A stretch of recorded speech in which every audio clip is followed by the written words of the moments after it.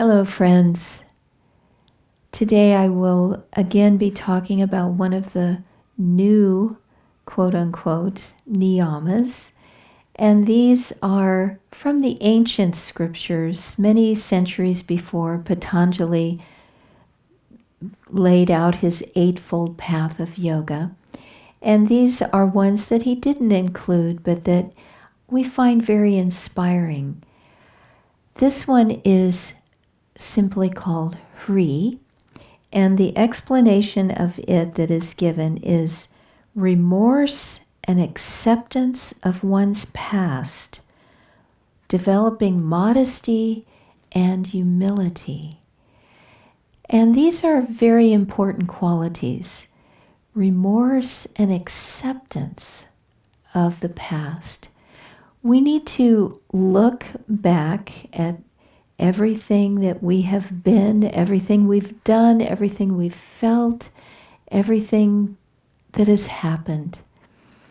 And be sorry for those things in which we made mistakes.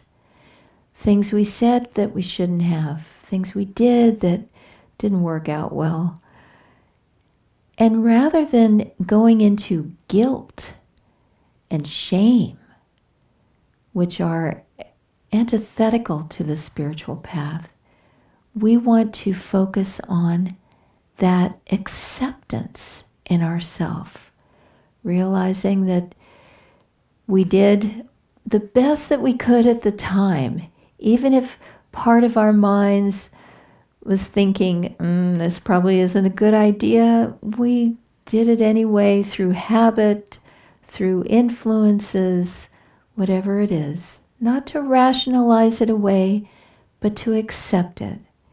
And not to get into the guilt and shame, but to just say, it happened, but now it is over. Let me learn from it what I can. And then, as a friend of mine says, put it in the compost. Let it turn into beautiful, rich soil in which to grow flowers of devotion. All of the past, we can't just carry it around with us like a heavy cement block on our shoulders. Let it go. Let it all go. Be free as a child of God. And know that, as Sri Yukteswar said, the past lives of all men are dark with many shames.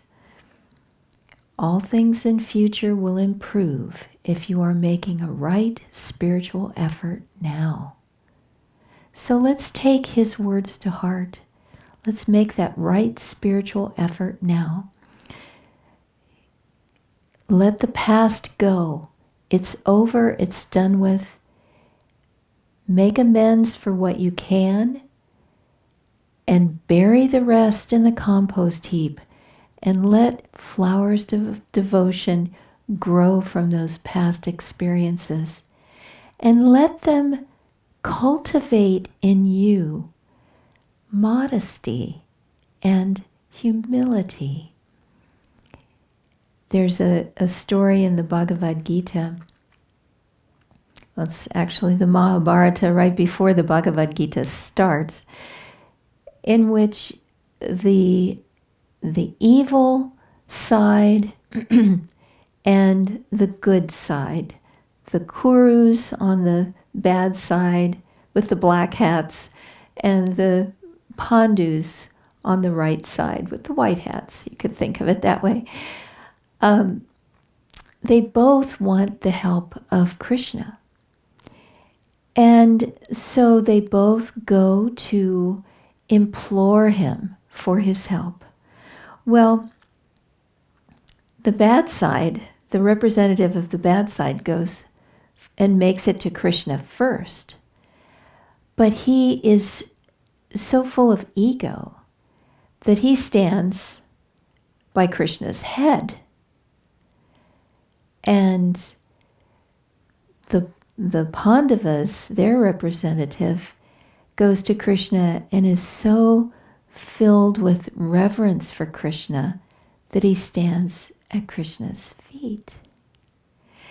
And so when Krishna wakes up, because they both find him asleep or seemingly asleep when they go to visit him, because he is lying down, the first one that he sees is one of the Pandavas. And then the bad guy makes his presence known, and Krishna says, well, you may have gotten here first, but it was the Pandavas that I saw first, so I have to let him choose. And here is what I can offer you. One of you can have all of my armies, all of my archers, all of my elephants, all of my weapons, every bit of the army that I have, thousands and thousands and thousands of soldiers. And the other of you can have me only as your charioteer, and I won't even fight. And that's the choice that you have. Well, Arjuna, from the Pandavas, easily made his choice. He got to make his choice first, and he said, Krishna, I want you, only you. Be my charioteer. And of course, the Dhritarashtra, Duryodhana, I think it was actually, from the Kurus, was overjoyed. He was thrilled. Oh my gosh, I get all the armies and all the elephants, everything. I'm going to win. And so that is the struggle. The ego or God. We get to choose. And we have to remember, as Arjuna did in this story, that where there is God, where there is Dharma, where there is righteousness, there is victory. Arjuna knew that if he had God with him, he would win in the end. So we have to let the ego go. We have to know that the forces of Maya, the forces of illusion in this world, though they are splendid and multicolored and very distracting and very entertaining in their way, they all lead to suffering. As Yogananda said, beneath every rose bush of pleasure hides a rattlesnake of pain. So we want to be on the winning side, have Krishna on our side. And that comes from having humility and modesty and letting go of the ego, like Arjuna did, to stand at Krishna's feet and not try to make himself like a god and be close to the God's head. He wanted to worship and be in reverence. So let's take that example and be that kind of devotee that loves God, is open to God, and let's let go of all of the past and be one in spirit.